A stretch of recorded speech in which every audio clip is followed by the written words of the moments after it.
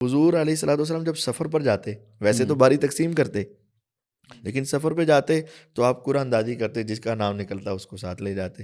صحیح. تو سیدہ عائشہ رضی اللہ کے ساتھ گئے، تو جب رات ہوئی تو آپ نے سارے قافلے کو کہا آپ آگے چلے جاؤ، سارا قافلہ آگے.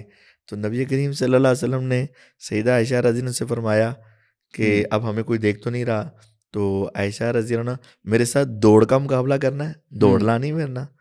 یعنی جس طرح بچے کو ہوتے ہیں نا، گھروں میں بچے آئیں تو کہتے ہیں ادھر سے دوڑیں گے، اس دیوار کو دیکھتے ہیں پہلے کون ہاتھ لگاتا ہے. تو آپ نے اپنی بیوی سے کہا میرے ساتھ دوڑ کا مقابلہ کرنا ہے. امی عائشہ رضی اللہ فرماتی ہیں ٹھیک ہے. تو دوڑ لگائی. نبی کریم صلی اللہ علیہ وسلم کی عمر مبارک زیادہ تھی، جسم ذرا بھاری تھا. امی عائشہ رضی اللہ کی عمر کم تھی، جسم ہلکا تھا، تو وہ ذرا آگے نکل گئی. تو پھر ایک موقع ایسا آیا، آپ نے سفر پہ جانا ہے، قرآن دادی ہوئی، اتفاق سے نام امی عائشہ رضی اللہ کا نکلا. آپ نے پھر ان کو ساتھ لیا اور چلے گئے. رات ہوئی سفر کے دوران، تو آپ نے پھر قافلے کو آگے بھیجا، اور پھر آپ نے کہا کہ عائشہ آج پھر دوڑ لگانی ہے. ان کے ذہن میں وہی تھا کہ ٹھیک ہے پہلا مقابلہ، لیکن اب کی بار ان کا جسم بھی ذرا بھاری ہو چکا تھا. تو اب پھر دوڑ کا مقابلہ، اب کی بار حضور علیہ الصلوۃ والسلام آگے نکل گئے.